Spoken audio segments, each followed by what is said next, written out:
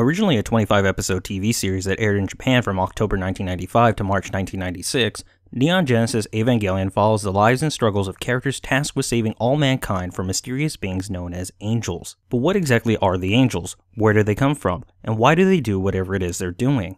Because the show is, by design and necessity, focused more on closer introspection of its characters, it never quite gets around to tackling these larger mysteries.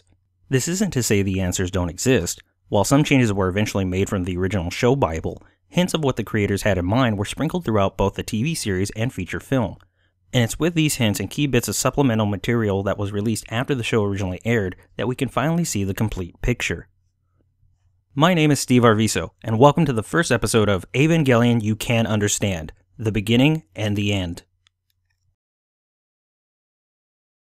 Though only hinted at during the original TV series and feature film, Evangelion's story is rooted in the idea of panspermia, a hypothesis that proposes life can and is spread across the universe via debris like asteroids, comets, and planetoids.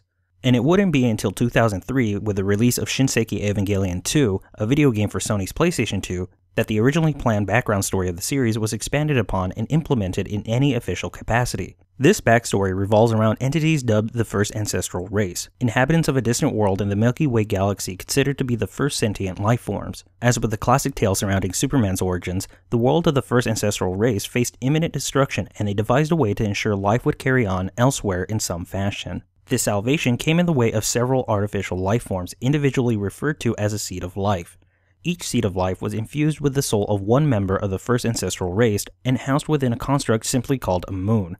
Also housed within each of these moons were the souls of the remaining populace in the hope that they too might be reborn someday. And like the last son of Krypton in his rocket ship, these moons were launched and scattered across the galaxy just in the nick of time.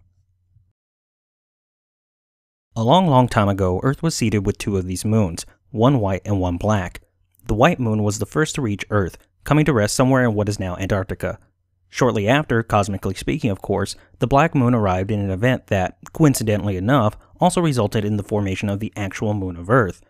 And while it's never directly mentioned during the TV series or film, this is the event known as First Impact.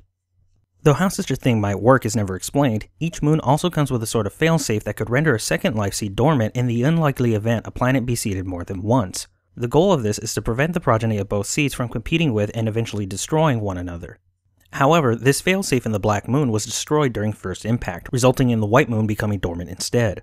The black moon would then, in time, release its contents, the primordial soup of ancient Earth, the source of all eventual life on the planet, with humans ultimately becoming the dominant life form. Publicly stated and believed to be the result of a meteor strike, the event known as Second Impact resulted in the death of much ocean life, the destruction of Antarctica, a sudden and drastic rise in sea levels, changes in global weather patterns, and various other changes to biological life, such as a new breed of warm water penguin and declining birth rates in humans. But as it's revealed to Shinji during the series, Second Impact was actually the result of a failed experiment on an entity known to a select few as Adam. Sometime during the 1990s, the white moon was discovered by the Katsuragi research team, which was sent out sometime after the discovery of the black moon beneath the city of Hakone, Japan during what was supposed to be a routine excavation. However, while the black moon's presence was made public and referred to as the Geofront, though its contents remain classified, the existence of the white moon is never made public. The reason for this secrecy is largely, though not entirely, due to the giant entities discovered within both structures, Adam of the white moon and Lilith of the black moon. While the details are unknown, experiments carried out by the Katsuragi research team included both physical contact between an undisclosed source of human DNA and Adam, and the removal of Adam's failsafe, a large red object referred to as the Spear of Longinus, or Lance in the original ADV English dubbing of the series. These combined acts resulted in two subsequent events, the birth of Kaoru Nagisa and the awakening of Adam. And it was this awakening of Adam and its subsequent attempt to reclaim the planet by eliminating all progeny of Lilith, namely mankind, that is the real event referred to throughout the series as Second Impact. Due to their proximity to the epicenter of Second Impact, the majority of the research team died. The only two notable exceptions were a young Misato Katsuragi, saved by her father and the team's titular leader, and a man by the name of Gendo Rokubungi, who conveniently left the research site just prior to Adam's awakening. Over the course of the next 14 years, Misato, Gendo, and various other characters will work towards the goal of preventing a third and final impact.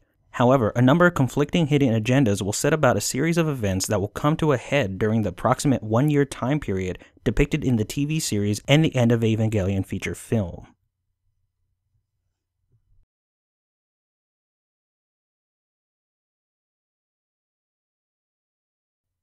Revealing the truth behind Sele, human instrumentality, the dark origins of Project E, and how the Ikari family ties into all of it. Next time on Evangelion You Can't Understand.